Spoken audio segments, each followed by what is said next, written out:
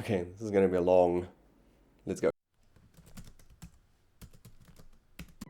When I was young, I believed that success was only achieved by hard work and nothing else. As I grew up, obviously, I realized that it's a tad bit more complex than that. You see, the modern workspace requires us to do a myriad of things like send emails, communicate with colleagues, and who knows what else. As a developer, you might only want to do, one thing, and that's code. So you want your day to consist of go to work, code, go home, play games, or whatever hobby you have. In order to be successful, you need to put in work into the right places. So, as a developer in a modern workspace, you need to communicate with many different stakeholders. Sometimes play the BA role if there isn't somebody like that. Sometimes play a little bit of the project management role if there isn't somebody like that. You need to be able to communicate the code that you've developed to your client so that they can understand how it works. You need to have patience and flexibility, and you need to navigate complex relationships that sometimes the people don't necessarily want to play along. You might roll your eyes and say, sure, duh, that's actually common knowledge. But when you were in school, did anybody really teach you how to write an email to that really, really mean business user that hates your guts for some reason? I know that sure wasn't taught to me.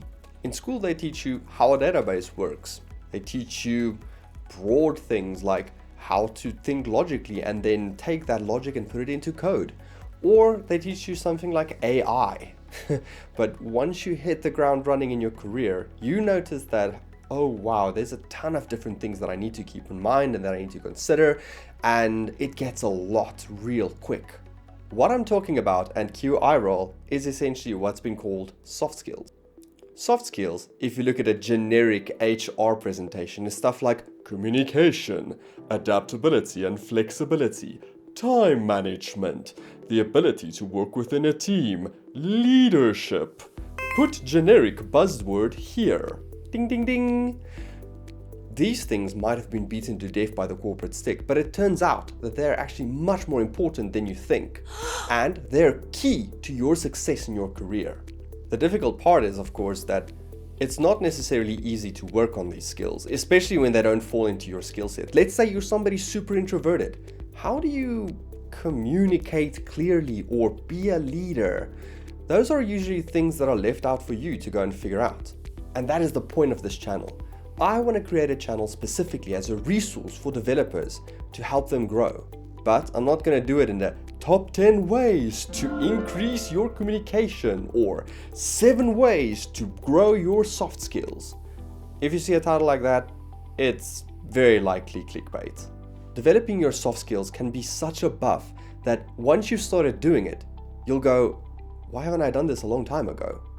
Let's take generic soft skill number 1 on the list. Communication. I'm going to take 2 scenarios in which you can use communication to your advantage. Scenario number 1. You have an extremely difficult client that wants some unrealistic requirement that isn't well thought out, squished into the development or project or whatever you're working in. You have been typing 22 emails to them trying to explain with code why this will never work. And you also explain that 2 months later, when this thing has been deployed, things are going to hit the fan and it's not going to be pretty. Eventually, after 57 emails, the chain this long, and the client's so irritated with you, you give up, it's fine, whatever. You finally just implement it and deploy it. 2 months later, pink, something horrible goes wrong. The data integrity is totally screwed and it's just madness. A P1 gets logged against your team and suddenly you need to work overtime to try and fix this thing that you tried to prevent in the beginning. Not the ideal outcome. Now let's take a look at scenario B. In scenario B, you've been working on your soft skills and now you're taking those lessons to try and get a better outcome. You have the same situation where a client has a very difficult and unrealistic requirement that they want in the project. You know that this is going to cause issues. Start off maybe with an email to the client, telling them that sure we can implement it this way, but please note if we do, there is a risk that X, Y, and Z will happen. Keep it short, Maybe use bullet points, don't write a wall of text, and don't be accusatory. After the email has been sent, maybe set up a Teams meeting with the client, your manager, the project manager, the BA, whoever is there, and then go through the requirement once more. Chances are that they didn't read the email. Don't get mad, don't get upset, it's just people are busy. Now, let them talk and let them get everything out of their system. Eventually they'll run out of stamina or MP or whatever they have, and it'll be your turn to talk. When it's your turn, calmly go through your email with the risks that you sent, and maybe have on hand a alternative to the solution that they have. Now, you give them the opportunity to take in the risk and see your point of view without being accusatory. Now they can go and think about it and maybe come back with a better requirement. The outcome of scenario B is that it's very likely that they've now thought through the process with your help, and you get to implement something that's more robust and better for you. The benefit, you don't have to sacrifice your game time by, working overtime. The truth is, you won't necessarily always have a supporting player on your side. Sometimes you will have to do the legwork. A BA, a PM, or whatever, depending on what type of scenario you are at work, those roles or those people won't necessarily be present. And you might have to take on that responsibility or that role yourself in order for the project to be successful, and I mean just to have your game time to yourself. Now, those two scenarios basically highlight some of the benefits of working on your soft skills. And I know it seems quite convoluted, but the truth is, working on soft skills will always repay in full. See, you can't play a game if you don't understand the rules. Let's say I go into chess with the rule set of checkers. That'll never work. Let's say I'm playing, I don't know, what's the newest thing that came out? Elden Ring when I made this video. And you have no idea that magic is actually super overpowered.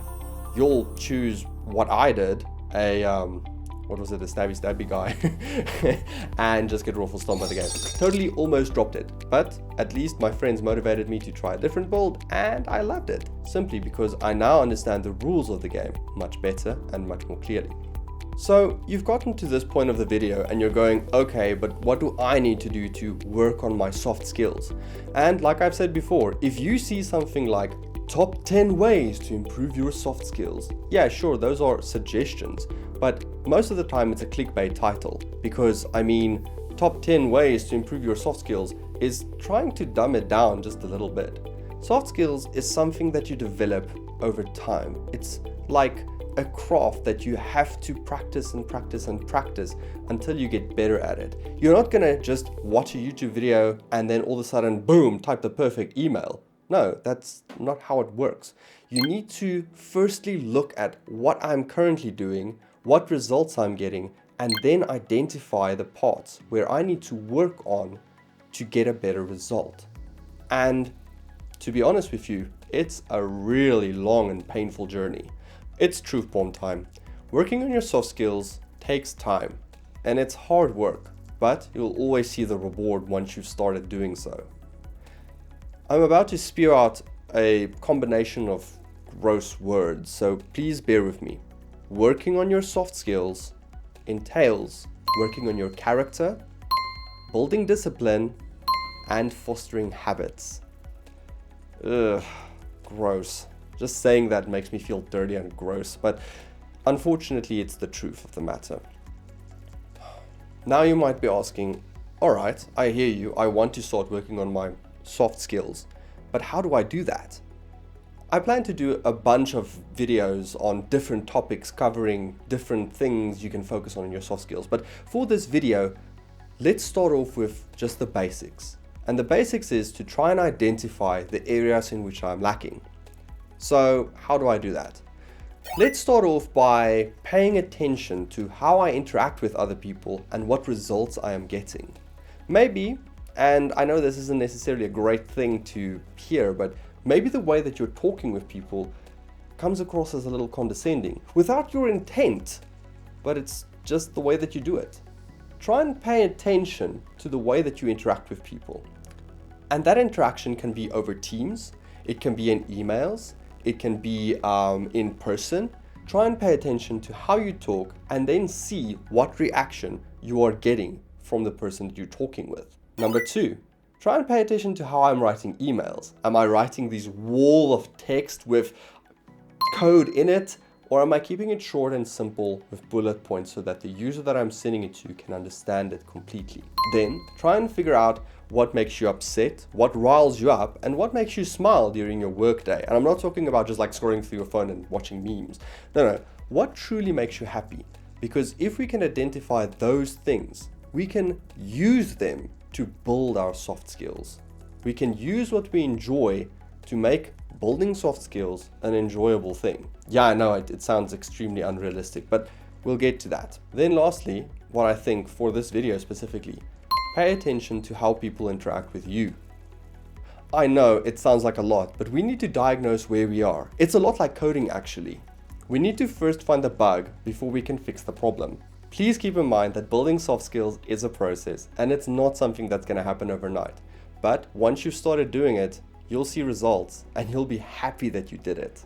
I plan to do a bunch of different videos on soft skill related topics in the future, and those will include stuff like talking to a business user in a way that they can understand, Teams etiquette, BA for developers, understanding requirements, and much more. Stay tuned to maybe see what I get up to.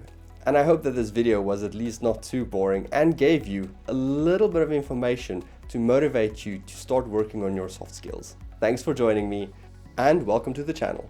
Cheers.